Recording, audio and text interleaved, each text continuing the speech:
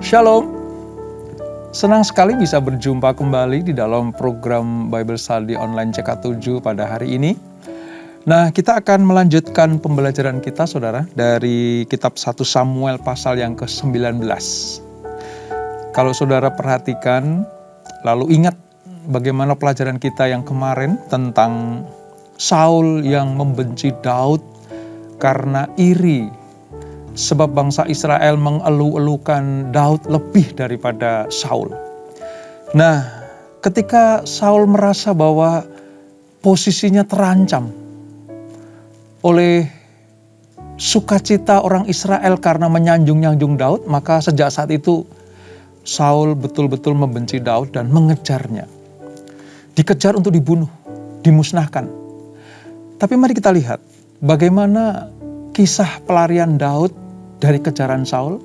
Kita akan pelajari, kita akan baca, kita renungkan, dan kita ambil manfaatnya supaya kita betul-betul mengerti kehendak Allah dari apa yang kita pelajari pada hari ini. Namun terlebih dahulu mari kita datang kepada Tuhan. Kita sembah Dia. Kita minta Roh Kudus mengurapi kita, memenuhi hati kita. Kami datang kepadamu Tuhan. Kami hampiri tahta-Mu. Kami ucapkan syukur buat kebaikan-Mu.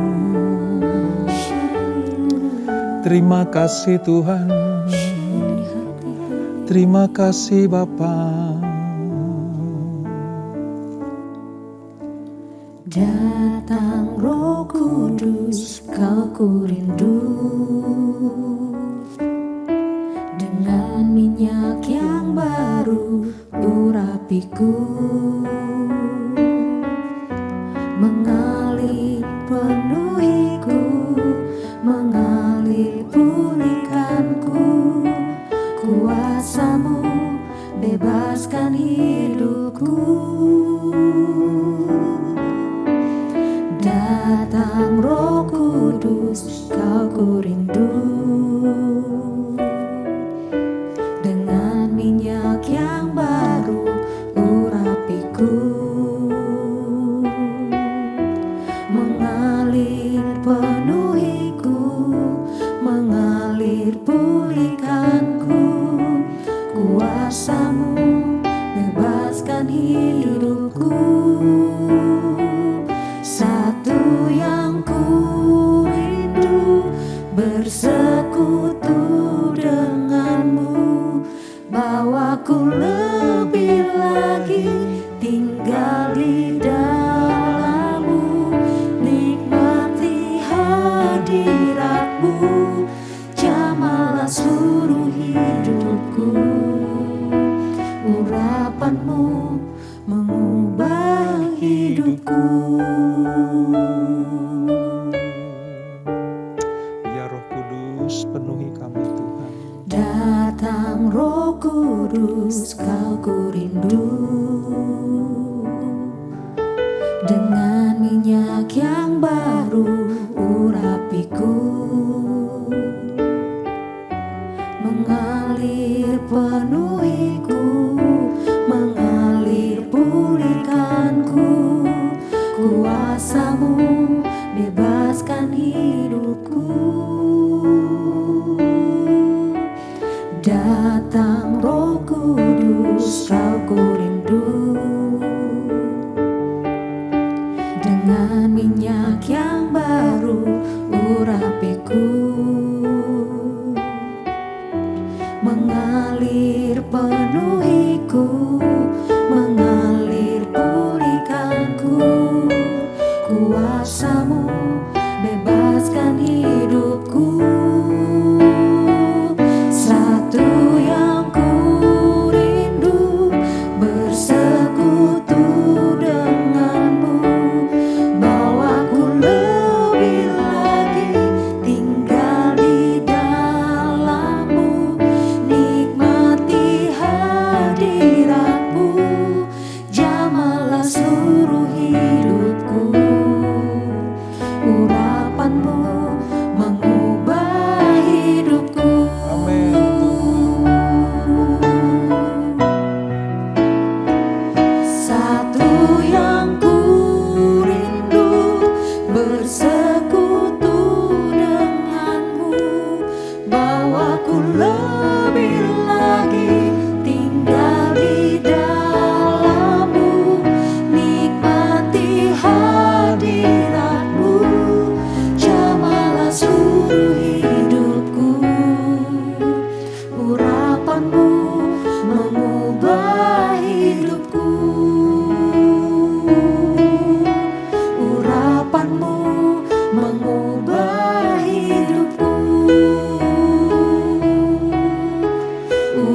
urapanmu mengubah hidupku. Haleluya, Yesus.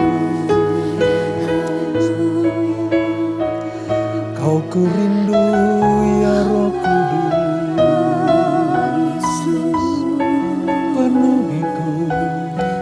penuhiku Tuhan.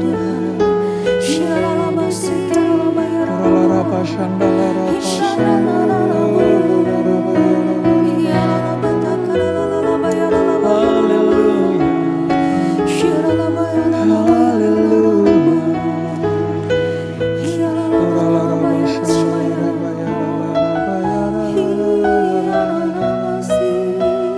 syukur bagimu, syukur bagimu Tuhan, sebab namamu besar, namamu besar.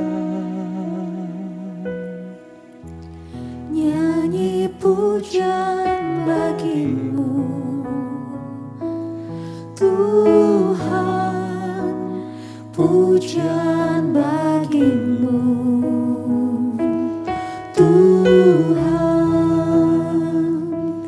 Namamu besar dan layak dipuji. Nyanyi pujian bagimu Tuhan, pujian bagimu Tuhan.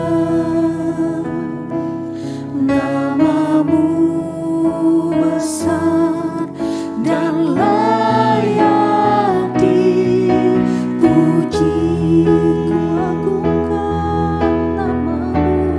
Ku agungkan namamu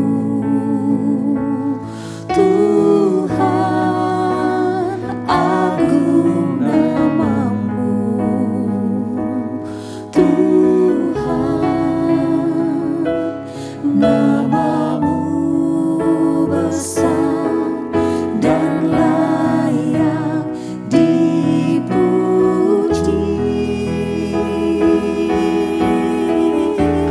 Ku agungkan namamu Tuhan, agung namamu Tuhan. Namamu besar dan layak dipuji. Ku muliakan namamu Tuhan, ku muliakan namamu Tuhan, mulia namamu Tuhan. Namamu besar dan layak dipuji. Ku muliakan namamu Tuhan, mulia namamu Tuhan. Namamu besar dan layak dipuji. Nyanyi pujian bagimu Tuhan, pujian bagimu Tuhan. Namamu besar dan layak dipuji. Nyanyi pujian bagimu Ya Yesus. Tuhan, pujian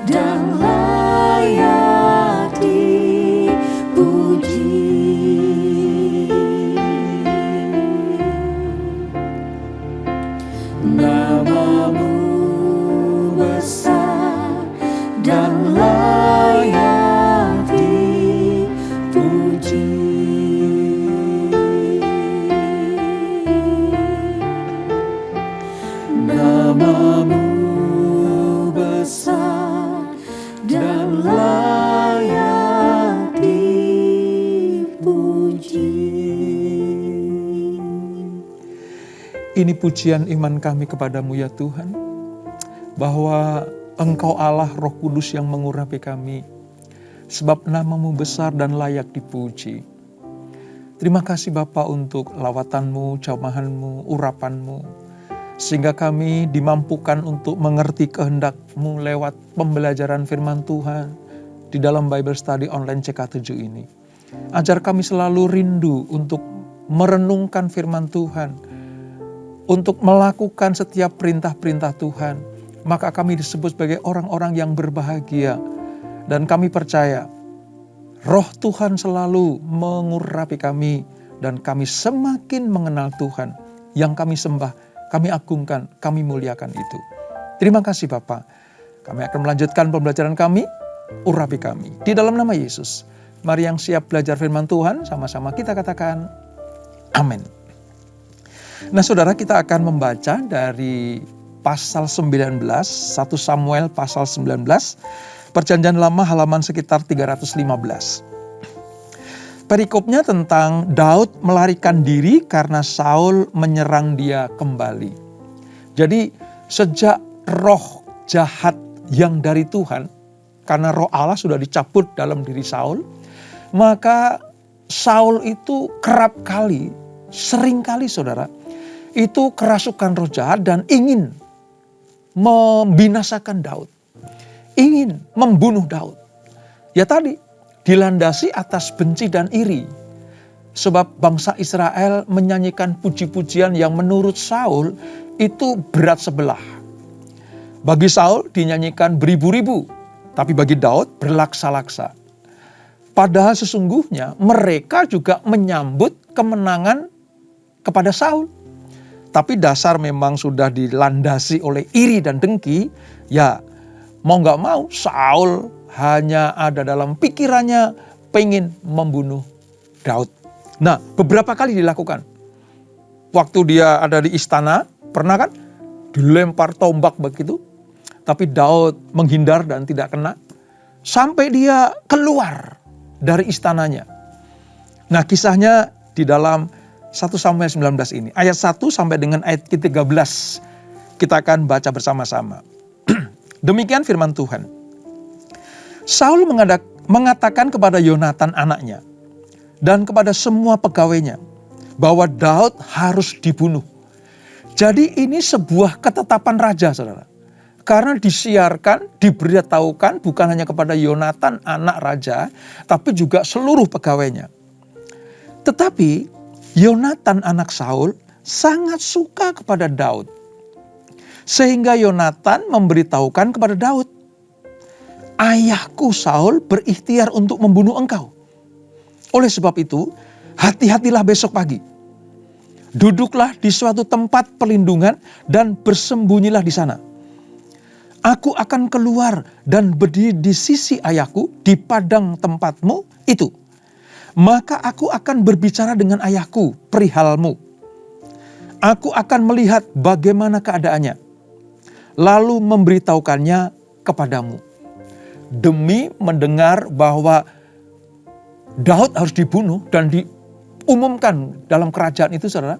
Maka Yonatan yang sudah memberikan sebuah perjanjian dengan Daud. Ngomong sama Daud. Bapakku berusaha membunuh engkau. Larilah ke padang, bersembunyi sana. Nanti aku akan beritahu bagaimana suasana hati bapakku. Lihat nanti. Aku perintahkan apa kepadamu. Ayat 4. Lalu Yonatan mengatakan yang baik tentang Daud kepada Saul ayahnya. Katanya, janganlah raja berbuat dosa terhadap Daud, hambanya. Sebab ia tidak berbuat dosa terhadapmu. Bukankah apa yang diperbuatnya sangat baik bagimu? Ia telah mempertaruhkan nyawanya dan telah mengalahkan orang Filistin itu. Goliat maksudnya ini saudara.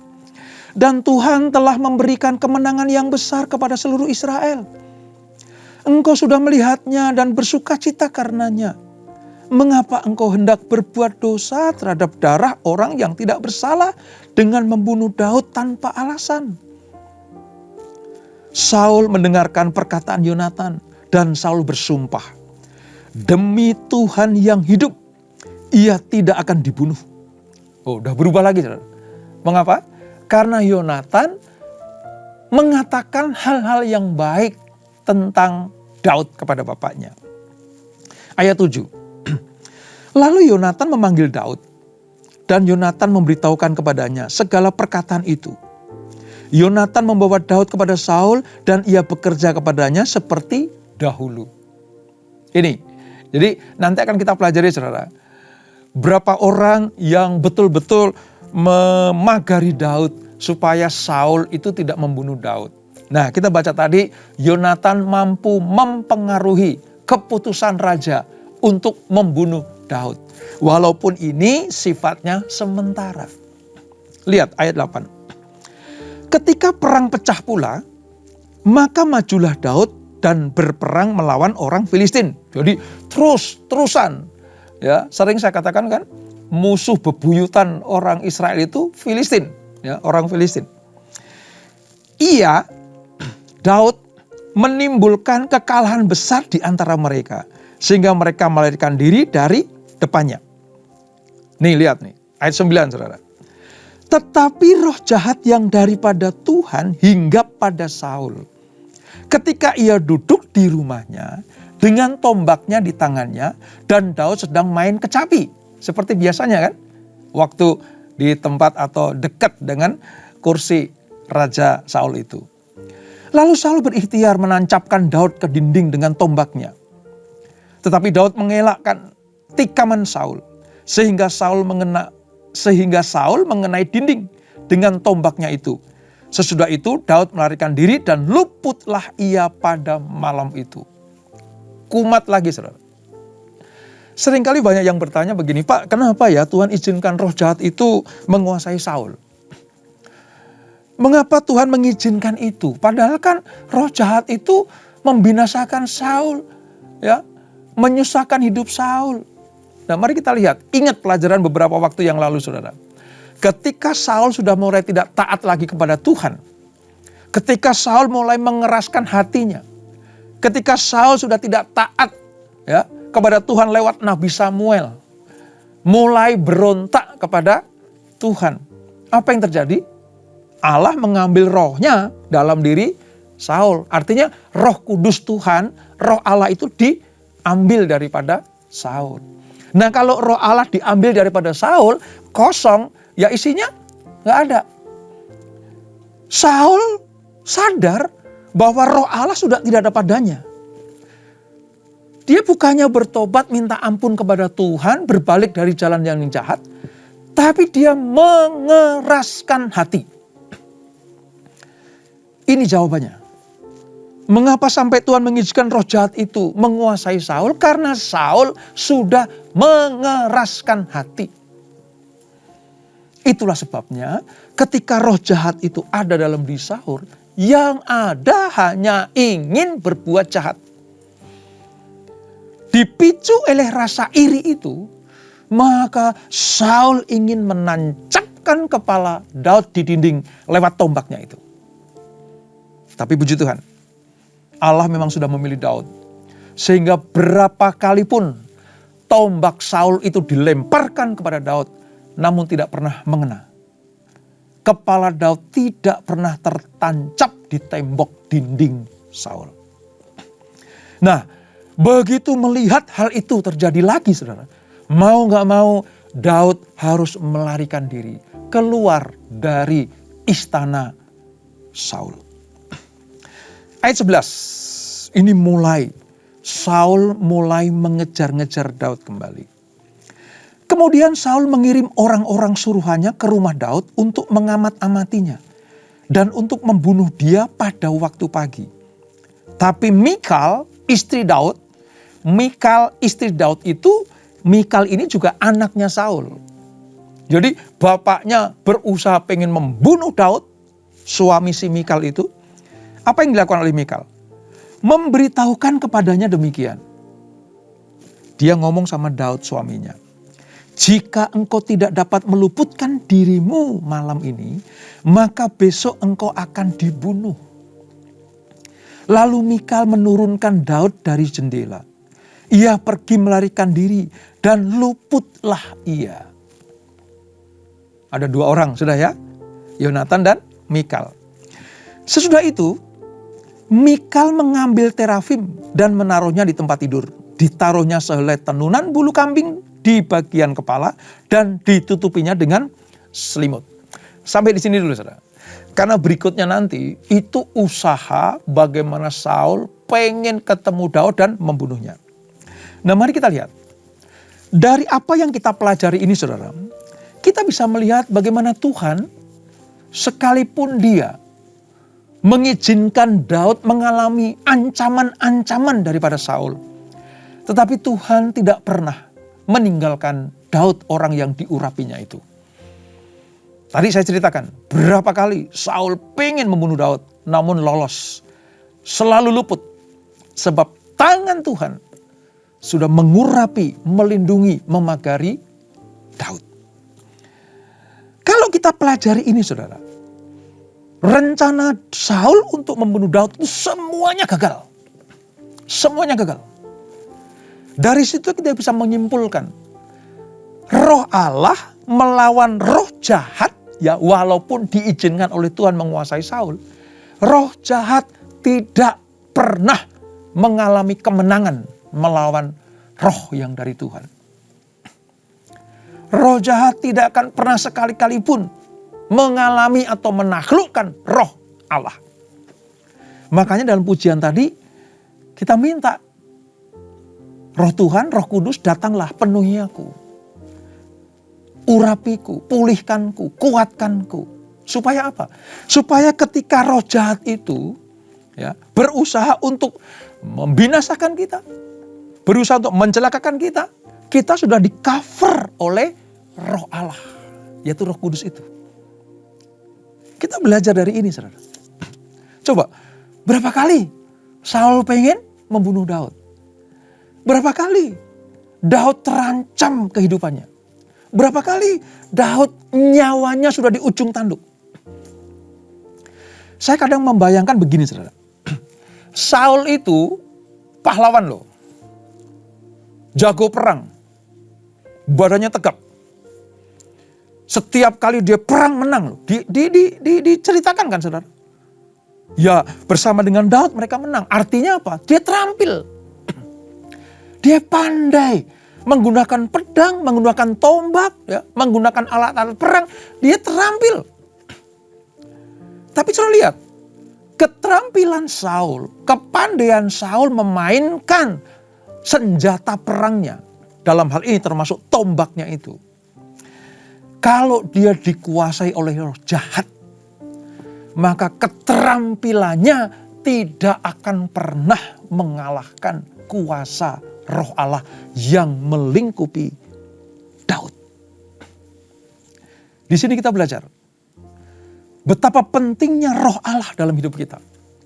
Betapa pentingnya pagar keselamatan Allah dalam hidup kita.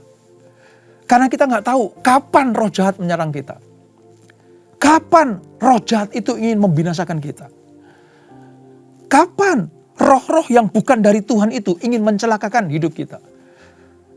Kapanpun mereka menyerang, kalau kita tetap ada dalam lingkupan roh Allah, ada di dalam perlindungan roh kudus itu, maka sehebat apapun, seterampil apapun, secanggih apapun kuasa kegelapan memainkan pedangnya, memainkan senjatanya, Allah kita lebih dahsyat, lebih kuat, lebih canggih daripada mereka. Itulah sebabnya mengapa kita perlu roh Allah, roh Tuhan itu selalu ada dalam hidup kita semuanya. Wah, luar biasa, saudara. Saya kalau renungkan peristiwa ini ya, wah, betapa dahsyatnya roh Tuhan itu. Betapa hebatnya roh kudus itu. Secanggih apapun musuh, sehebat apapun musuh, sekuat apapun musuh, tidak mampu membongkar pertahanan kita kalau kita dilingkupi, dipenuhi, dijamah oleh Roh Kudus. Lewat dentingan kecapi saja, roh jahat bisa keluar kok, saudara. Lewat permainan kecapi dari Daud saja, roh jahat yang ada dalam diri Saul itu bisa keluar. Saudara bisa bayangkan, tanpa senjata, tanpa panah, tanpa pedang, tanpa tombak. Dalam hal ini ketika kita memuji Allah, memainkan pujian bagi Tuhan, maka roh Allah itu akan menguasai, bahkan akan mengusir kuasa-kuasa kegelapan itu. Ingat, Allah bertahta di atas pujian umatnya. Kalau Allah bertahta, siapa lawan kita? Oleh sebab itu, pastikan roh Tuhan ada di dalam hidupmu dan hidupku. Itu yang pertama, saudara. Pelajaran yang penting dapat kita pelajari pada hari ini. Yang kedua, saudara, selain roh Allah, selain roh Tuhan yang memenuhi Daud sehingga dia tidak mampu dibunuh oleh Saul, hal yang lebih penting lagi adalah begini. Ada orang-orang yang berbaik hati kepada Daud. Ada orang-orang yang berusaha untuk apa? Menyelamatkan Daud. Dari apa yang kita baca tadi, ya. Yang pertama, Yonatan. Kalau kita baca kisah Yonatan ini, saudara, bersama dengan Daud, itu dapatkan hal-hal yang luar biasa. Karena memang Yonatan tahu persis. Bapaknya sudah nggak bisa diatur lagi oleh Nabi Samuel. Bapaknya, yaitu Raja Saul, sudah berjalan atas kemauannya sendiri. Dan Yonatan tahu bahwa Daud sudah diurapi di rumah ayahnya, Isai itu di Bethlehem. Ketika Yonatan tahu bahwa Daud diurapi oleh Nabi Samuel, Yonatan sudah berpikir bahwa nanti satu saat Daud akan menggantikan ayahnya. Itu yang pertama. Mengapa Yonatan mau menjalin hubungan yang baik dengan Daud? Yang kedua, Yonatan tahu persis Daud tidak pernah berbuat jahat. Daud tidak pernah merugikan ayahnya. Tadi dibacakan kan, saudara? Disampaikan kepada bapaknya, Tuanku, Rajaku, Bapakku. Ya, kenapa engkau berikhtiar membunuh Daud? Dia tidak pernah berbuat salah. Dia berjasa bagi negara kita. Dia tidak pernah membuat rugi kita. Ya. Dia tidak pernah melakukan hal-hal yang berdosa. Maka janganlah raja membunuh Daud. Ya, seketika itu juga sementara dibatalkan niatan Saul membunuh Daud. Jadi ada orang-orang yang berbuat baik kepada Daud. Mengapa? Ada orang-orang yang berusaha melindungi Daud. Karena Daud tidak melakukan kesalahan apapun juga. Ditinjau dari sudut manapun, ketika peristiwa ini terjadi, Daud tidak melakukan kesalahan apapun. Itulah sebabnya mengapa Yonatan mau bergaul, mau bersahabat, menjalin hubungan, ya. Nanti di pelajaran berikutnya saya akan jelaskan hubungan Daud dan Yonatan itu seperti apa di pasal yang ke-20. Tapi dalam hal ini Yonatan tahu persis bahwa Daud tidak pernah berbuat salah dan dosa. Makanya tidak pantas kalau bapaknya berusaha membunuh dia. Jadi di tengah-tengah kesulitan hidup Daud, saudara, ada orang-orang yang berbaik hati.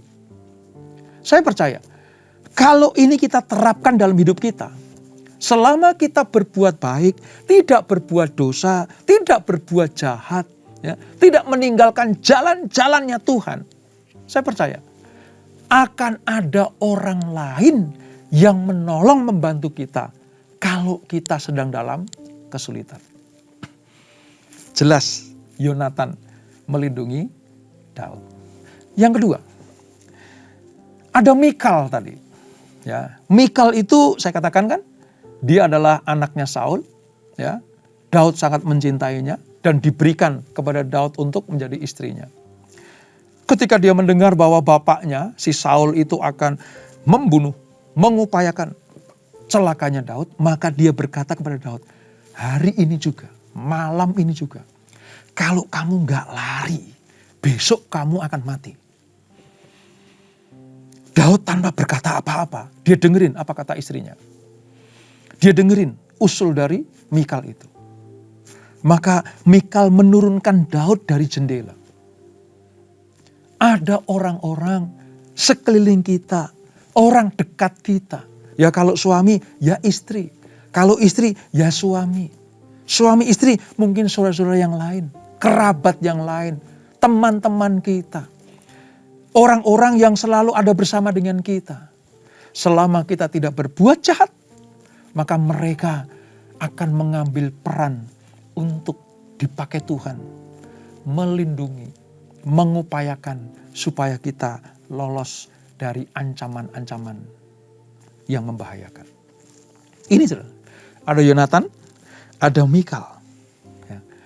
Tetapi yang paling menentukan sebenarnya adalah Daud lolos itu karena tangan Tuhan. Tangan Tuhan sendiri. Roh Allah yang memenuhi Daud itulah yang membuat Daud sanggup keluar dari ancaman pembunuhan Saul. Dari apa yang kita pelajari pada hari ini, mari renungkan baik-baik. Pastikan Roh Allah ada bersama dengan hidupmu. Pastikan hidup kita dilindungi oleh kuasa Allah. Pastikan hidup kita dikuasai oleh Roh Kudus. Ini saudara. Oleh sebab itu, ketika kita umat Allah di perjanjian baru ini sebenarnya memiliki hal-hal yang luar biasa karena Roh Kudus dicurahkan. Roh Kudus dicurahkan. Pada zaman perjanjian lama, saudara, Roh Allah itu ya diberikan kepada manusia pribadi lepas pribadi. Tujuannya apa?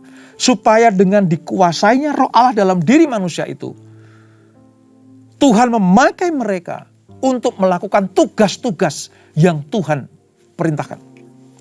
Jika Roh Allah itu menguasai Nabi Samuel, maka dengan Roh Allah itu Samuel akan menyampaikan, akan melakukan tugas-tugasnya seperti yang Tuhan perintahkan. Jika Roh Allah itu menguasai Saul, supaya Saul mampu memimpin bangsa Israel karena dia seorang raja. Jika Roh Allah menguasai Daud, maka Allah akan menuntun Daud.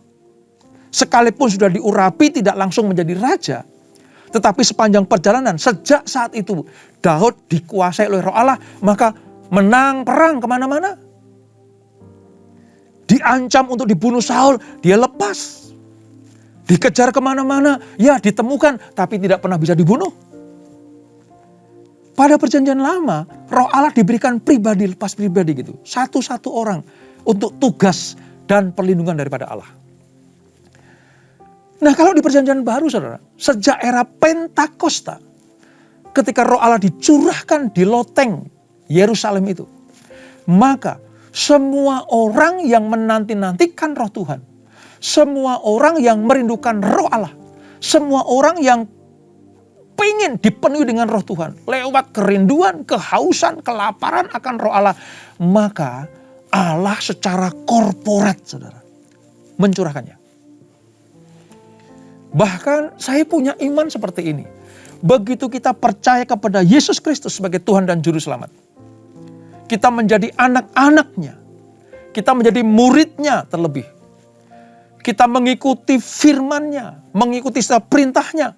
Saya percaya Roh Kudus tinggal di dalam kita. Dan kalau Roh Tuhan bersama dengan kita, maka kita mampu melakukan semua yang Tuhan perintahkan. Dan ada satu firman berkata, kalau Roh Allah ada di dalam kita, kita sanggup dan cakap melakukan apapun juga. Jadi bersyukurlah di era perjanjian baru ini, saudara dan saya, semua yang percaya kepada Tuhan Yesus, disediakan perlindungan, kekuatan, penjagaan, tuntunan dari Roh Allah. Lewat apa? Roh Kudus. Oleh sebab itu, rindukan. Kalau sudah dipenuhi Roh Kudus, jaga baik-baik. Jangan sampai Roh Allah ini kita kecewakan, kita dukakan. Apalagi kita menghujatnya. Karena kita nggak tahu roh jahat kapan menyerang kita. Tapi saya percaya, sewaktu-waktu dia bisa menyerang kita.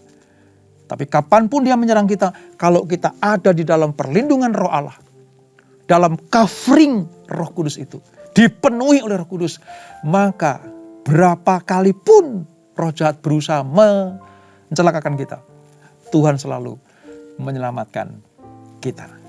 Roh Tuhan lebih kuat, Roh Kudus lebih dahsyat dibanding dengan roh-roh yang ada di dunia ini. Oleh sebab itu, tetaplah tinggal di dalam Tuhan. Tetap berbuat yang benar dan yang baik. Maka roh Tuhan melindungi dan ada orang-orang di sekeliling kita yang berbuat baik kepada kita. Sama seperti Yonatan, sama seperti Mikal yang berusaha menyelamatkan Daud karena Daud tidak berbuat dosa. Dan itulah 1 Samuel pasal 19. Kita tundukkan kepala. Bapak, terima kasih untuk anugerah-Mu. Kami sudah belajar membaca, merenungkan firman Tuhan. Kami aplikasikan dalam kehidupan kami. Bahwa ketika roh Tuhan tinggal di dalam diri Daud, maka roh jahat yang ada di dalam diri Saul tidak mampu membinasakannya, tidak mampu membunuhnya, tidak mampu menciderainya. Oleh sebab itu Bapa, kerinduan kami biarlah roh Tuhan selalu memenuhi kami. Roh Tuhan selalu melingkupi kami, supaya kami ada di dalam covering Tuhan itu. Dan kami juga belajar bagaimana ketika Daud selalu berbuat baik, tidak berbuat dosa. Daud selalu melakukan firman Allah. Maka ada orang-orang sekelilingnya yang mengasihi, mencintai, sayang kepada Daud. Sehingga ketika dapat ancaman dari Saul, orang-orang itu akan melindungi, berusaha untuk menggagalkan rencana jahat itu. Terima kasih Bapak untuk teladan dari Yonatan dan Mikal. Terima kasih untuk orang-orang sekeliling kami, di mana mereka melindungi kami, di mana mereka menjagai kami, menolong kami. Terima kasih Bapak. Ada orang-orang seperti Yonatan dan Mikal di sekeliling kami. Terima kasih, berkati mereka. Berkati mereka ya Tuhan. Kami percaya jika ada kumpulan orang-orang percaya, ada komunitas orang-orang percaya yang melakukan kebenaran, maka roh Allah menguasainya dan dibebaskan dari malapetaka dan mara bahaya. Terima kasih untuk pelajaran yang indah ini. Kami pastikan Roh Kudus selalu tinggal di dalam hidup kami dan kami mau menyenangkan hati Tuhan selalu. Berkati anak-anak-Mu, berkati kami semuanya. Keluarga demi keluarga diberkati Tuhan. Usaha, bisnis, pekerjaan anak-anak-Mu diberkati Tuhan. Dan bahkan pelayanan kami pun diberkati Tuhan. Sebelum kami berpisah, kami akan terima berkat yang daripada-Mu. Kekasih Kristus arahkan hatimu kepada Tuhan. Terimalah berkat, kasih anugerah dari Allah Bapa yang berlimpah-limpah di dalam Anak-Nya yang tunggal Tuhan Yesus Kristus. Dan persekutuan yang manis dalam Roh Kudus menyertai kita semuanya. Mulai saat ini sampai Maranatha. Tuhan Yesus datang untuk yang kedua kali menjemput kita semuanya. Bertemu di awan-awan yang permai. Menikmati kemuliaan kekal sampai selama-lamanya. Yang diberkati. Sama-sama kita katakan amin, amin, amin. Tuhan Yesus memberkati.